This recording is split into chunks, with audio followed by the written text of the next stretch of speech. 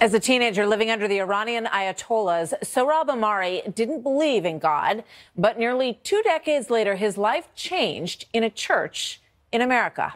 His brand new book, out today, From Fire by Water, depicts his unlikely passage. This is the untold story of Sohrab Ahmari. Watch. I was living in post-revolutionary Iran. It was suddenly this very severe atmosphere of Islamic conformity, informed on pain of flogging and jail and execution sometimes.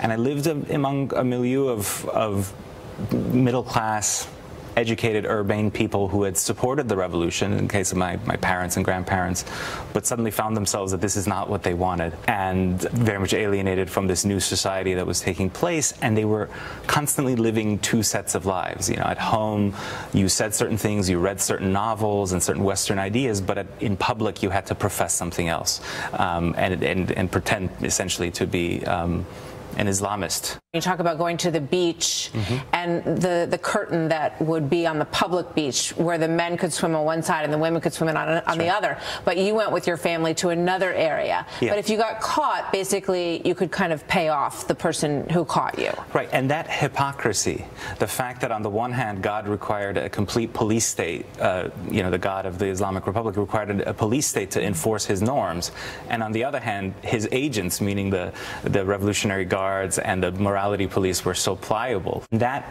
hypocrisy and that sort of sense of living a dual life I found very repulsive. So when I was 12 or 13, I just decided that if this is God, I want nothing with it, and it must be something for simple people. So finding themselves in that imported Islamic Republic did not sit well with your mom, who decided after your parents divorced that she was going to take you to Utah. Yes. That's a pretty stark difference from Tehran to Utah, or maybe it's not in some ways. Yeah, as I say in the book, it's in some ways Utah has a deeply religious culture, and I would often make unfair comparisons between the two. After I immigrated to Utah, I would joke that I've moved from one theocracy to another, although it was actually a really unfair comparison, because over there the norms were enforced again with flogging, and here it was, you know, democratically elected. Voluntary. It was voluntary. Yeah, exactly. But at that point, as a young teenager, you were drawn towards socialism and Marxism. I discovered Marxism as a way to answer all of life's questions, because Marxism is this totalistic understanding of the world. Like every element from art and culture to economics, it has an answer to everything. It's a very horrible answer in some ways. It's sort of, it has no sense of human nature, of the soul. It denies all of that. It says everything is material. And at the same time, Marxism has a religious dimension. So even as I was professing Marxism, in some ways I was still looking for God. Somewhere along the line, you found yourself at a Catholic Mass. You walked into a Catholic church and went to Mass. Why did you do that? Well, I had a weekend of 20-something crisis where I just made a series of bad choices. I was maybe 23. I was circling around Manhattan, and I still couldn't fully explain why, but I saw a Catholic church and I walked in, and I had this astonishing experience with the Mass, with that there is the mystery that is underway in the process of the Holy Mass is the presence of God in a very powerful way. This was even while I was still outwardly would say, I'm an atheist, I'm too smart to be a believer, you know, I'm not one of these people. But internally, at the level of my imagination and my emotions, I thought this is true. And whatever it is, whatever redemptive thing is happening here, I want it.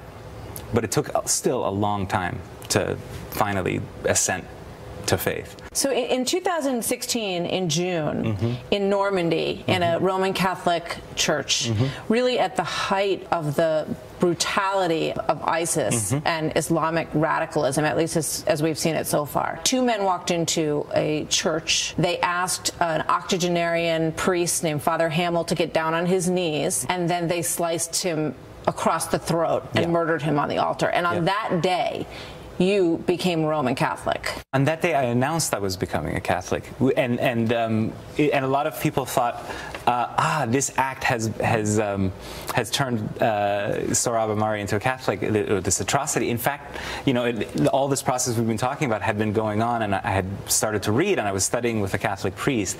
But that act, when that happened, I was so outraged by it that I thought I have to say something. And so I like most millennials, I took to my Twitter account and I said, this is atrocious, and oh, by the way, I should announce that today I'm studying to become a Roman Catholic. But then I wasn't really prepared to answer all the questions that people were like, well, why? How did, So I decided to write a book about it. Thank you very much, Sohrab Ahmari. It is great to talk to you. My pleasure. Thanks for having me. And we look forward to the book. Thanks. Thank you very much. Cheers.